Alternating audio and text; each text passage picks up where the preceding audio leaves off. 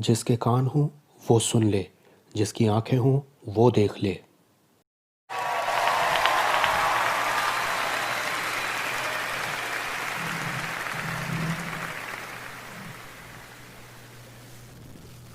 Thank you, Johnny. Good morning, everybody. Come on, आप इससे बढ़िया कर सकते हैं। Good morning everybody. Yes. ये छोटा सा लेसन था गुड मॉर्निंग पर। मैं धन्यवाद देता हूँ यीशु को इस जीवन के तोहफे के लिए। मैं जब भी यहाँ आता हूँ मैं इतने सारे जवान लोगों को देख करके रोमांचित हो जाता हूँ, जो कि रास्ते पर हैं अपने मिशन के। अगर अभी तक आपने फैसला नहीं लिया तो आज आपकी डेडलाइन है दरअसल। और आपको मालूम है कि ये जीवन जीना कितना अद्भुत होता है। मैंने अभी 38वां जन्मदिन मनाया है अपना, जबकि 16 की उम्र में मुझे डॉक्टर ने दिए थे सिर्फ 6 महीने जीने के लिए। मैं अस्थमा के साथ पैदा हुआ और 2 से 16 तक की उम्र में मुझे गलत दवाइयों पर रखा गया, जो कि कॉर्टिजोन एस्टेरॉइड्स की हाई डोसेस थी, जिसका नतीजा ये निकला कि 60% मेरे लंग्स खराब हो गए और मेरा इम्यून सिस्टम बिल्कुल चरमरा गया और मुझ में रोमेटॉइड अर्थराइटिस पनप गया। 12 की उम्र में मुझे एक्सीडेंटली जैवलिन लग गया था, जिससे कि मेरी स्पाइनल कॉर्ड डैमेज हो गई थी और मेरी ज़िंदगी में अब तक सब गलत ही हुआ था, ऐसा लोगों ने दरअसल कहा था।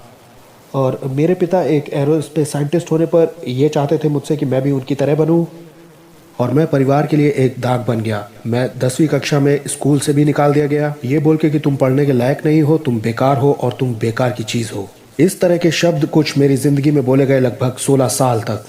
जहाँ मेडिकली कहा गया कि तुम जिंदा नहीं रहोगे, वहाँ पढ़ाई, समाज और परिवार में कहा गया कि बैनी दरअसल तुम परिवार के लिए एक श्राप और शर्म का कारण हो। और कोई उम्मीद ना होने पर, ना टैलेंट, ना लाइफ होने पर मेरे अंदर कुछ भी बचा नहीं था। तो मैंने सुसाइड करने के बारे में सोचना शुरू किया 16 की उम्र में। हो सकता है यहाँ बैठकर आपको आश्चर्य हो रहा हो, आप सोच रहे हो कि बैनी क्या परमेश्वर मेरा इस्तेमाल कर सकता है मिशंस में। तो मैं ये कहना चाहता हूँ कि मेरे जैसे बहुत से बैनी हैं वहाँ जिन्हें सुसमाचार की ज़रूरत है, और आप ही उनमें से एक हैं जो उन तक वो गॉस्पेल शेयर करेगा। और फिर मैं अपने जीवन के निचले पड़ाव पर जब अपने आप को ख़त्म करना चाहता था, मैंने यीशु की आवाज़ को ये कहते सुना कि बैनी भले तुम बेकार कहे जाते हो, लेकिन मुझे अभी भी तुम्हारी ज़रूरत है। मैंने कहा यीशु आपको मेरी ज़रूरत क्यों है जबकि पूरी दुनिया कहती है मैं बेकार हूँ। उन्होंने कहा वो मुझे बदल कर एक नया इंसान बना देंगे। मैंने कहा ओके, मेरे पास कुछ नहीं है देने के लिए, जो कुछ है वो ये टूटी हुई ज़िंदगी है और ये ज़िंदगी के 6 महीने। उन्होंने कहा बस इतना काफ़ी है एक नया काम शुरू करने के लिए तुम्हारे अंदर। और फिर यही उन्होंने किया और मैंने अपनी ज़िंदगी यीशु मसीह को दी।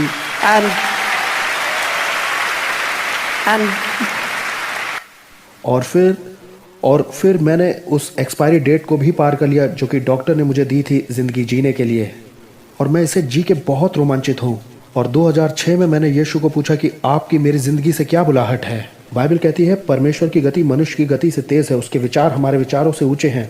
और मैं आपको बताता हूँ कि क्रिश्चियन लाइफ एक बहुत ही एक्साइटिंग लाइफ होती है जीने के लिए, और जो ज़िंदगी मसीह को समर्पित होती है वो बहुत ही एडवेंचरस होती है। मेरी ज़िंदगी जेम्स बॉन्ड मूवी से भी ज़्यादा थी, क्योंकि ये असलियत में है। जेम्स बॉन्ड सिर्फ एक मूवी है, मेरी असलियत में है। और 2002 में $25 पर मंथ YWAM मिशनरी का होकर के मैंने यीशु को पूछा कि आप मेरी ज़िंदगी से क्या चाहते हैं, क्योंकि मेरा ड्रीम था कि एक कंट्री में जाऊं। उन्होंने कहा बैनी मैं चाहता हूं कि 2010 तक तुम सारे ही कंट्री में ट्रैवल कर लो। मैंने कहा जीसस ये इम्पॉसिबल है। आज तक एक भी ऐसा उदाहरण नहीं है मानव इतिहास में, चाहे वो माइकल जैक्सन हो, चाहे मारिया कैरी हो, या जो कोई भी हो, वो सभी कंट्रीज़ में नहीं गए, और मैं कैसे एक टूटा हुआ इंसान होकर इसे पूरा कर पाऊंगा। उन्होंने कहा कि जो तुम्हारे लिए संभव है वो मेरे लिए संभव है। मेरे प्यारे दोस्तों, इसमें क्या करना है, अपना समर्पण करना है टूटेपन का, और अपनी ज़िंदगी को यीशु के हाथ में देना है, और वो अपनी मर्ज़ी से उसे आकार देंगे। और मैंने कहा जीसस जब तक आप मुझे देते रहेंगे तब तक मैं आपके लिए ट्रैवल करता रहूँगा। तो हमारी एक अच्छी डील हो गई। मैंने कहा कि मैं विश्वास से चलूँगा, लेकिन आप मुझे देते रहिए। और आज ये मेरा एक पासपोर्ट है, और ये पासपोर्ट मेरा ट्रैवल रिकॉर्ड है सारी कंट्रीज़ में जाने का। और 22 नवंबर 2010 में मैं अपने आखिरी देश में पहुंचा, पाकिस्तान में, और मैंने 6 वर्ल्ड रिकॉर्ड्स तोड़ दिए, जिसमें से एक ये था कि मैं दुनिया का सबसे पहला वो व्यक्ति था जिसने सबसे कम समय में दुनिया के सब देशों में भ्रमण किया था। 245 देश, जिसमें एंटार्क्टिका भी शामिल था, 6 साल 6 महीने और 22 दिन में। अगर यीशु अपनी महिमा के लिए मेरी ज़िंदगी का इस्तेमाल कर सकते हैं इतिहास रचने के लिए, सॉरी मैं आपकी तालियों के लिए वेट नहीं करना चाहता हूँ, मैं थोड़ा रूड नहीं होना चाहता। अगर यीशु मेरी ज़िंदगी के साथ ऐसा कर सकते हैं तो आज आपके लिए भी उनके पास एक योजना है। और वो मुझे बड़े अजीब से देशों में ले गए। उनमें से एक था नॉर्थ कोरिया। पिछले साल मैं नॉर्थ कोरिया में बुलाया गया वहाँ परफॉर्म करने के लिए, किम उल सुंग उनके फाउंडर के 100वें जन्मदिन पर। पूरी दुनिया से 834 परफॉर्मर्स चुने गए थे और मैं इकलौता एक भारतीय था जो कि अपनी कंट्री से चुना गया था। ये एक अच्छा मौका था बजाने का, लेकिन उससे बढ़ करके गॉस्पेल शेयर करने का एक बढ़िया मौका था। हाँ, अगर आप गॉस्पेल शेयर करते हैं तो ये जानने के लिए आपको नबी होने की ज़रूरत नहीं कि आप मारे जा सकते हैं। लेकिन मैं परमेश्वर के वचन से समझ चुका हूँ कि अगर कोई अपना प्राण बचाना चाहेगा तो वो उसे खो देगा, लेकिन अगर कोई सुसमाचार के लिए अपनी जान देगा तो उसे पा लेगा। तो मैंने अपने पेरेंट्स को फ़ोन किया कि एक बड़ी संभावना है कि मैं नॉर्थ कोरिया में मार डाला जाऊँ।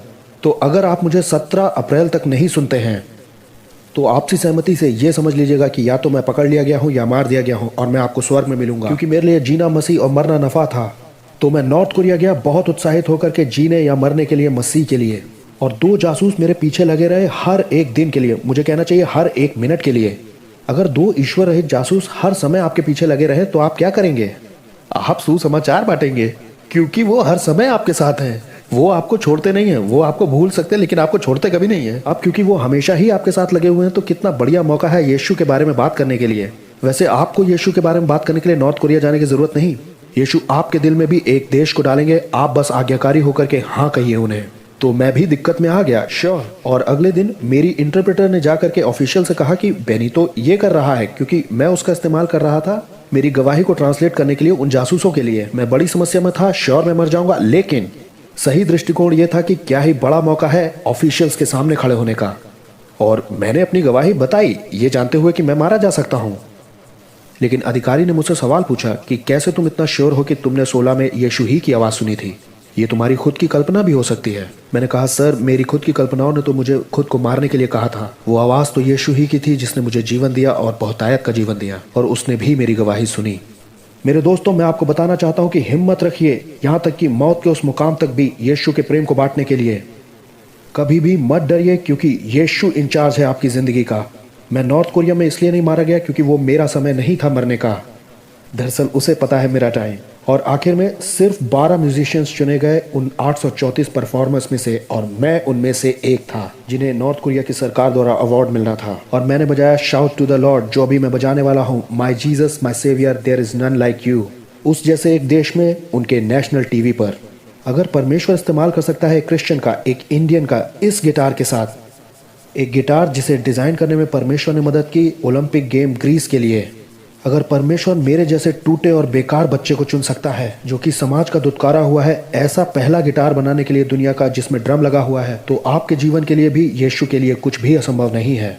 अगर वो मुझे चुन करके दे सकते हैं इस तरह का एक पासपोर्ट जिसमें 14 किताबें हैं कि मैं यीशु का सुसमाचार देशों में बांटूं, तो कुछ भी असंभव नहीं है।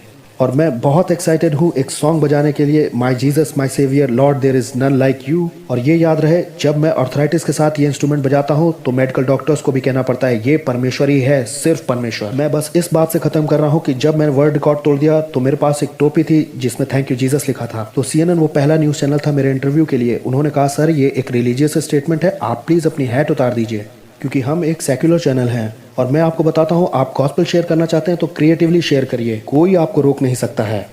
तो मैंने यीशु से एक आइडिया मांगा, क्योंकि पूरी दुनिया मेरा इंटरव्यू करने वाली थी ये कमाल दिखाने के लिए। मैं बस ये चाहता था कि यीशु जाने जाए, और मैं सुसमाचार से लजाता नहीं। उन्होंने मुझे तब जिंदगी दी जब डॉक्टर्स ने मुझे 6 महीने दिए थे। उन्होंने मुझे सुरक्षा दी, उन्होंने एक खूबसूरत भविष्य दिया। कैसे मैं यीशु को छुपा सकता था? नहीं, ये तो पाप होता अगर मैं यीशु को सिर्फ अपने तक ही सीमित रख लेता। तो उन्होंने मुझे एक खूबसूरत आइडिया दिया कि मैं ये एक नई हैट बनाऊं, और मेरी हैट पर लिखा है कि थैंक यू जीसस, मैं एक भारतीय हूँ। अब ये एक धार्मिक वाक्य नहीं है, ये एक देशभक्ति का वाक्य है। और तब किसी ने मुझे रोका नहीं, और आपको मालूम है कोई मुझे इन चीज़ों को पहनने से रोक नहीं सकता है। And यहाँ तक कि न्यूज़ चैनल भी आकर के कहते हैं कि ये आपकी हैट पे क्या लिखा हुआ है। मैंने कहा मुझे इंडियन होने पर गर्व है। कैमरामैन ने कहा कि इसके हैट का भी एक क्लोजअप लेते हैं। और यूनाइटेड नेशंस में कहा गया कि तुम यीशु के बारे में शेयर नहीं कर सकते। मैंने कहा फाइन, लेकिन मैं अपनी टोपी पहनूंगा जो यीशु के बारे में हमेशा बात करती है। मेरे दोस्तों, अगर सचमुच आप यीशु के बारे में बात करना चाहते हो तो कोई आपको रोक नहीं सकता है। तो बहाने मत बनाइए, आगे बढ़िए, क्योंकि वो क्रूज पर गया ताकि वो आपको पाप से छुड़ाए और आपको अनंत जीवन दे। मैं यीशु को खुद तक छुपा कर नहीं रख सकता। तो my Jesus my saviour there is none like you आपके लिए।